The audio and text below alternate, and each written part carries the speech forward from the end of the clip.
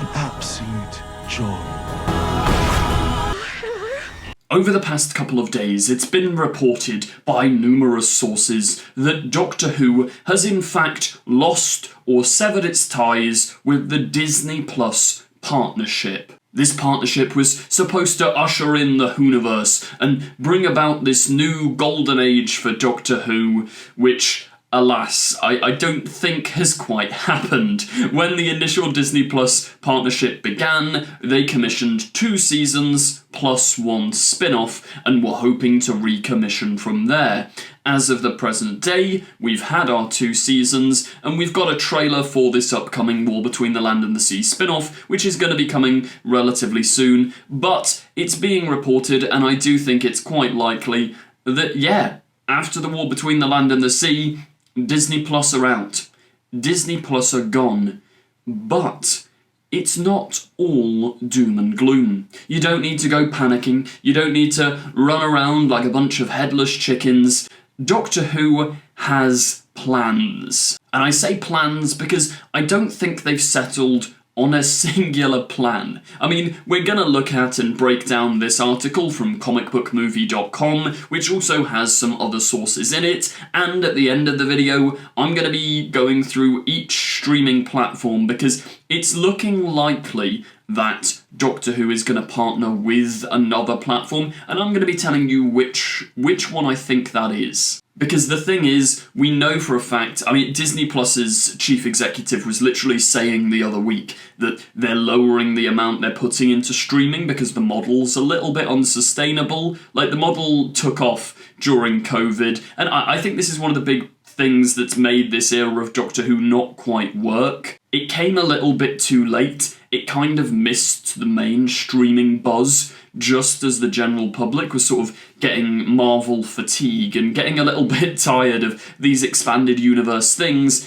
Doctor Who tries to launch the Whoniverse with spin-offs, with classic episodes, with more, and I mean, they don't even have the backlog on Disney Plus, but we'll come to that as well, because I think if the Disney partnership is to continue, it's a very small possibility in my opinion, but it's not impossible. If it is to continue, they're gonna need the backlog on Disney Plus, which they may be waiting for from HBO Max, but as I say, we'll come to all of that later in the video. First, let's take a quick read of this article.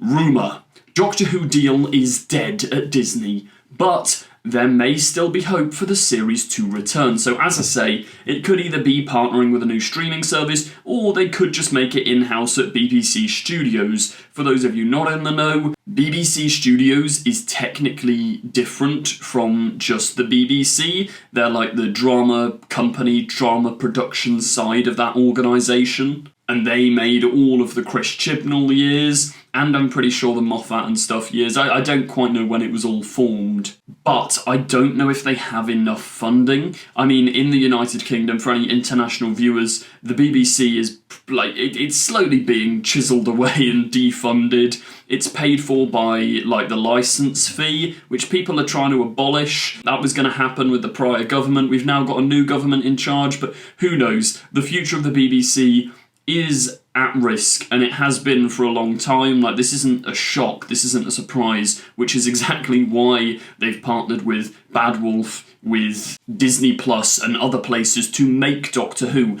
And it's one of the big reasons I don't think Doctor Who's going anywhere, because it brings them so much money. Like, the merchandise, the DVDs, sure, the action figures maybe aren't selling as well as they used to in the 2000s, but Doctor Who still brings them a substantial amount of money.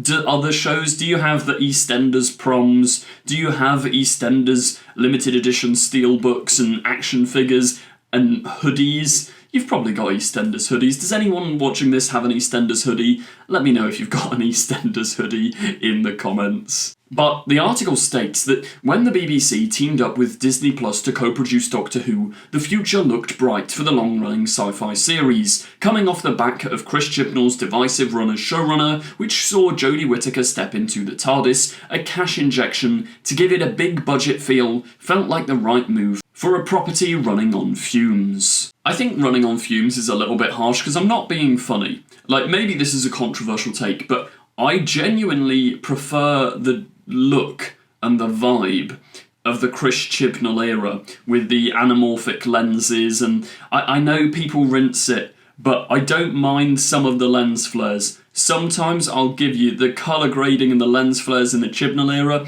it's a little too much. But the aesthetic and, the more cinematic quality that it's got, I actually prefer. And I would take away some of the close-ups, because a lot of the Chibnall era is shot in extreme close-ups. It doesn't all need to be in close-ups, but a merge between the current Disney style and the Chibnall era would be my ideal sort of Doctor Who look. And I mean, the Disney partnership itself is a little bit bizarre because, I don't know, there is a big cash injection, but it doesn't feel like it's changed the show that much. Like, the only episode I genuinely think you can really see the budgets shine through in is the reality war. And to be fair, bits of the Interstellar Song Contest. But what I find utterly bizarre is, like, the first season 1 doesn't feel like it's got this big Disney budget. It doesn't feel different or fresh enough, which I think maybe that's caused one of these problems. And if they went to another streamer, and I really hope they use more cinematic looking stuff to make it look higher budget. It is also worth noting, because it's going on Disney Plus, a chunk of their budget had to go to getting like a 8K spec, or there's a certain spec camera which you have to use if you're putting content on Disney Plus. It's like the standard guidelines. Normally, Doctor Who or the BBC without Disney wouldn't bother with that level of camera, because you can't actually tell that much of a difference. It's just for the streaming platform to sort of flex, I guess. But they pay a lot more for certain cameras, but I don't even think those cameras look as good as the Chibnall era cameras and lenses used. It's a weird one. Helping Matters would be a new streaming home capable of bringing Doctor Who to a global audience. So I think this is the big thing. They need it to remain global. I think kind of a fresh start is needed, but it needs to still remain as this global thing. TV shows now can't just be niche to one country. I honestly believe if they had a companion from America or Australia or a different country altogether, I think that could help with the international appeal of the show. Now, they talk about Russell here as well, and I think it is worth mentioning, whatever happens, I'm 90% sure, 95% sure Russell is going to stay on for at least a couple of seasons. He was talking about having these big, long plans, which I think this article comes to in a moment, but Russell I don't think is going anywhere, so that will elicit some cheers, that will elicit some boos from the audience. I personally think, that man has brought us some of the best television shows ever, not just with Doctor Who, but you've got the Second Coming, Bob and Rose, Queer as Folk, It's a Sin, Years and Years. That man has delivered a lot of good scripts. And I do think new writers are crucial to the longevity of the programme, but Russell does know what he's doing, and I think, have him, my ideal sort of thing would be a writer's room. And if they do go to certain streamers like maybe Amazon, who typically do have more writers' rooms, I believe, maybe that's the direction to take. Russell at the helm, but new writers. I mean, Chris Chibnall was already doing that back in series 11 and 12. That was more of a writer's room approach. This article then has a typical paragraph that just makes me so... Why do so many articles about Doctor Who Online have to talk about the woke Doctor Who, woke? Oh, shut up. Davies is thought to have had a 3-season plan. No, he's not. He says he's got like a 4 or 5 season plan. You're wrong, article. But they are correct here. With lower than expected ratings for season 1, the future of the Disney and Doctor Who partnership hinged on how well season 2 performed. Season 2 has been and gone, and critically, it did very well. And in terms of fandom vibes, I genuinely love season 2, I'm not gonna lie. I really enjoyed it. Really like Ncuti's Doctor, really like the plots. And people seem to forget, until the reality war, every fandom circle was banging on about how much they loved it, how good it was, how, oh my god, this is a return to form, oh my gosh, this is the best Doctor Who we've had in ages. But the reality war seems to have soured this season in a lot of people's minds. I can't lie, I don't even hate the reality war, I quite enjoyed it. There are problems, that's undeniable, but it's fun. But I mean, Disney probably aren't interested in the critical reception alone. I mean, the guy who wrote Andor had to fight to get season 2 made, because they are slowing down on all of these production things. So yeah, the fact that Series 2 hasn't performed massively well in terms of viewing figures is probably not a good sign. We also know, because of Ncuti Gatwa's comments on the Graham Norton show in, I think, either October or November of 2024, that they were supposed to be filming by the end of 2024 and early 2025. That was the plan. Disney's season 3 was going to happen there, Ncuti wasn't going to regenerate, it was going to continue, but because they took so long to get a recommission, it's been over a year since they wrapped season 2 initially. Because it's taken so long, understandably, Ncuti got himself out of there and left, which is a shame. But yeah, let's continue with this article. Scooper Daniel Richman, who we have talked about quite a bit on this channel recently, this is the guy that sort of correctly spoke about the ending of the reality war. I mean, we ended up having a leaked picture, which kind of confirmed what he said, but he's apparently very hit or miss with his leaks. He leaks a bunch of Marvel stuff. Sometimes it's true, sometimes it's just a load of waffle. But Daniel Richman has once again been scooping, been leaking. According to Daniel, Doctor Who is only dead at Disney. But there are active talks to revive it elsewhere, and things are looking promising. So, as the article says here, this suggests that the BBC will continue partnering with another platform by the likes of Prime Video, Netflix, or any other streamer that will take it. We know initially, after the Chibnall era, when they were launching this thing, they went to a bunch of different partners to see who would co-partner with them to make Doctor Who, and they thought at the time that Disney Plus was the most natural fit, because you had the Star Wars universe on there, you had all of that, and it was newer at the time, it was fresh, it was the new one, but alas, I think they went with the wrong one. If they'd gone with Prime Video, I'm pretty sure we'd have season 3 by now. But the point is, there are active talks taking place, and from the sounds of it, it's with other streamers. They're not just going to make it in-house, they're not just going to make it with BBC Studios, they're not going to want to take a step down in quality, they're going to want to maintain or even up the quality by using another streamer. And you all might be wondering why this isn't being officially announced, why it's taking so long for the BBC or for anyone to actually make comment on this, and in my opinion, that's because I think this is accurate, right? I think Disney have pulled out there, but they've still got The War Between the Land and the Sea to release, and they're not going to want to release that with everybody knowing this is the end of the partnership. I think they're going to wait till after The War Between the Land and the Sea, try and get as much goodwill and goodness out of that show, and then they'll sever their ties with the BBC officially, and things will go into production.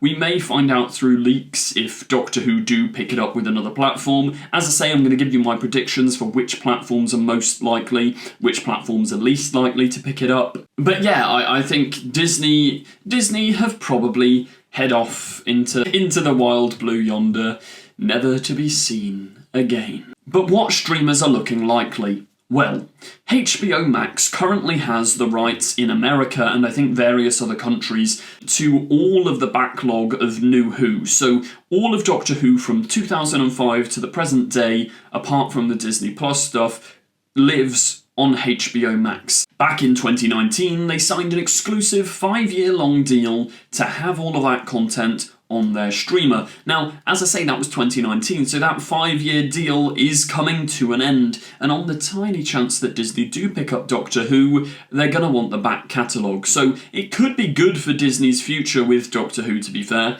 If HBO lose the rights to Doctor Who and those rights go to Disney, Disney's main problem with keeping Doctor Who going was that people would sign up, like a lot of people signed up to watch it, but then they immediately left once the season was over. They weren't sticking around. I guarantee you, if you had the backlog on Disney Plus, things would look very different. So there's our Disney Plus theory. But HBO Max, as I say, they're already the home for Doctor Who. A lot of international audiences already pay for HBO Max to watch Doctor Who anyway.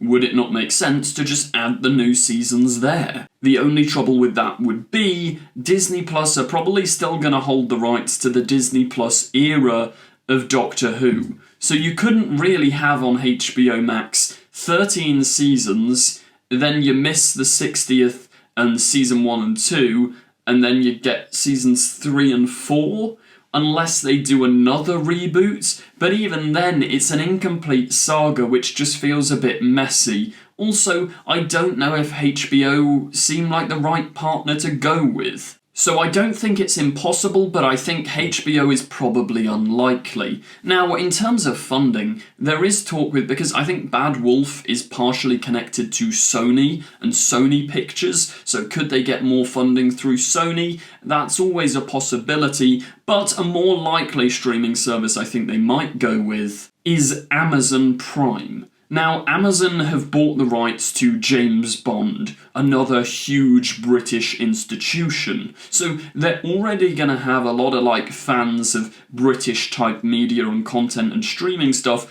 on their platform. How do you keep them around? Give them new Doctor Who. The thing is, though, I could see if Amazon take it on, they're going to want something fresh and something new. As I say, you could actually sell Amazon the back catalogue of New Who, to be fair. If they are continuing with Billie Piper as the Doctor, you could sell Amazon the back catalogue of Doctor Who stuff to keep and to play while you get a fresh new Billie Piper era. The only thing is, once again, will Disney, would they be able to buy the rights to seasons 1 and 2 of Ncuti Gatwa to put on their platform, or would it feel incomplete? Or would Amazon just start fresh with a new season 1? Maybe not a season 1, but I've suggested it in various videos. They should just start titling the series with names like Doctor Who Flux or Doctor Who Echo. I genuinely think that's the way forward. Stop with the season 1, 2, 3, 4. It's too complicated. Just literally go with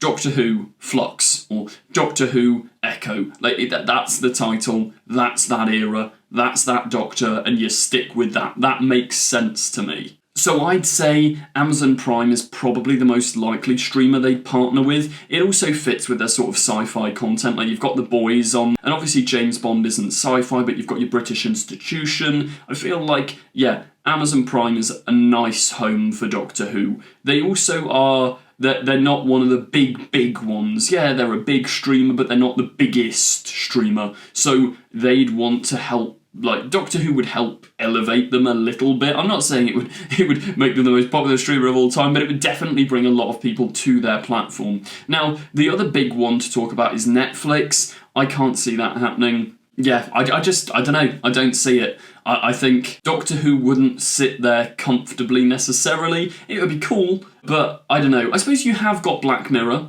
Netflix did buy Black Mirror and do make new Black Mirror. So actually thinking about it, saying it out loud, it's not implausible, it's not impossible, but I don't know. I don't think Netflix need it. I think, yeah, that they may have been in talks back in 2023, but the trouble with selling it to these streamers now is they probably had talks with them back in 2022. They all got declined for Disney+. Now Disney+ have pulled out. Doctor Who is going to look a little bit desperate coming to them unless they've got a new vision, unless there's something specific that both partners can earn from. We'll just have to wait and see. Let me know what you think the future of the show is in the comments down below. Do you believe this leak? Do you still hold out hope that Disney+ are actually going to pull through and keep making Doctor Who? I don't know. It's a tricky one, but thank you very much for watching. I hope you did enjoy. And yeah, like, comment, subscribe, favourite, notifications, all that, Patreon. Thanks very much, and goodbye. Don't forget to click below and subscribe to the official Confused Adipose YouTube channel. I will destroy you! She's not seen a single episode. No, I've watched your episodes. Keep these sonic screwdrivers. What else am I saying about the film?